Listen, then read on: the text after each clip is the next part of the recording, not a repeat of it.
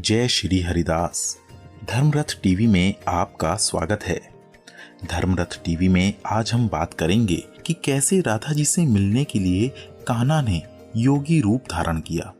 तो चलिए शुरुआत करते हैं आज की कहानी की। एक बार मधुमंगल के मुंह से राधा रानी की प्रशंसा सुनकर श्याम सुंदर राधा रानी से मिलने के लिए अत्यधिक अधीर हो गए।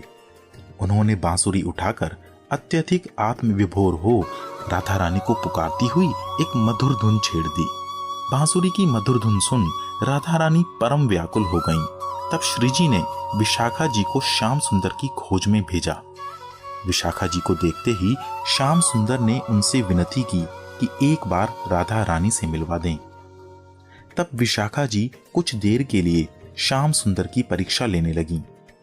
विशाखा जी बोली, आपका और मेरी सखी का क्या मेल?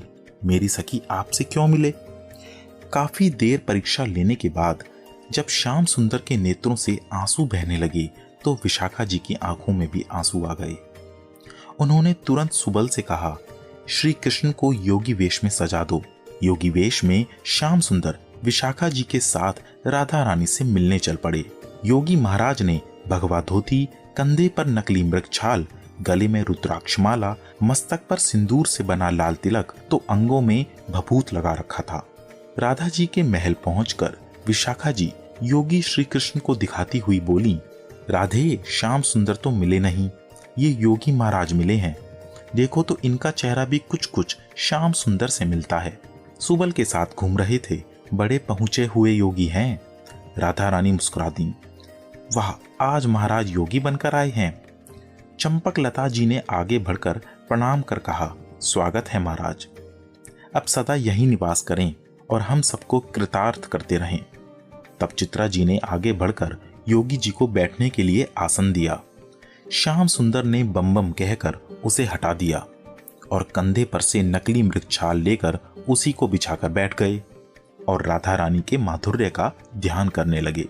तब विशाखा जी उनके पास आईं और कौतुक करते हुए पूछी, महाराज, ये तो बताइए मेरे मन में क्या चल रहा है?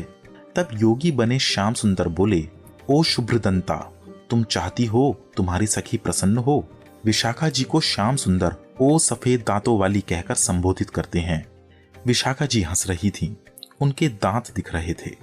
श्याम सुंदर मानो इशारे से विनती कर रहे हैं, विशाखे, तुम हंस रही हो, यहां मेरी जान जा रही है।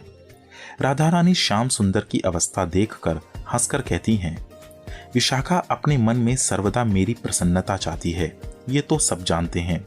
ये कोई योगी नहीं, ये महाराज तो मुझे श्याम सुंदर ही लग रहे हैं। सखियां हंसकर कहने लगीं, विशाखा सखी, ये किस योगी को पकड़ लाई? चलो मिलकर इन योगी महाराज की पूजा करें। अब श्याम सुंदर ने देखा इतनी गोपियों से वो घिर गए हैं। सबके हाथ में गुलाल है जो वो पूजा के लिए लाई थीं। श्याम सुंदर समझ गए आज गुलाल चंदन से उन्हीं की पूजा होने वाली है। यहां से अभी जाने में ही भलाई है। अब योगी श्याम सुंदर कुछ ताप दिखाकर बोले, सुनो गोपियों, मैं परम योगी हूं। तुम स्त्रियों के बीच मेरा क्या काम? बस मैं जा रहा हूं। पर गोपियां कहां छोड़ने वाली थीं? उन्होंने श्याम सुंदर को घेर लिया। किसी ने रुद्राक्ष माला उतार ली, किसी ने लाल तिलक मिटा दिया, किसी ने मृग छाल छीन ली। एक गोपी ने पीछे से आकर उनके गालों पर पुष्प पराग मल दिए। चित्रा जी ने उनके चेहरे पर कस्तूरी मल दिया। विशाखा जी ने देखते ही देखते उनके अंग पर सिंदूर से अद्भुत चित्रकारी कर दी। शशिकला ने उनकी बाहों पर चित्रकारी कर दी। अंत में ललिता जी दर्पण ले आईं और हंसते हुए श्याम सुंदर को दर्पण दिखाया। दर्पण देखकर श्याम सुंदर मुस्कुरा दिए। सभी गोपियों ने वास्तव में राधा रानी की प्रसन्नता के लिए उनका अपूर्व श्रृंगार किया था। गोपियों ने चंदर, कस्तूरी आदि इतनी चतुरता से मला था कि श्याम सुंदर के गालों पर चित्रकारी कर दी थी। गोपियों का प्रेम और कला देखकर श्याम सुंदर उनके चित्र ऋणी हो गए। सभी सखियों ने युगल को साथ में बिठाकर उन पर पुष्प वर्षा की और पंखुड़ियों से उन्हें ढक दिया। तो दोस्तों, आपको आज की कहानी कैसी लगी? आप हमें कमेंट बॉक्स में जरूर बताएं और ऐसी ही धार्मिक कहानी के लिए हमारे फेसबुक पेज धर्मरथ टीवी को फॉलो करना ना भूलें। साथ ही हमारे YouTube चैनल धर्मरथ टीवी को सब्सक्राइब करें। टीम धर्मरथ।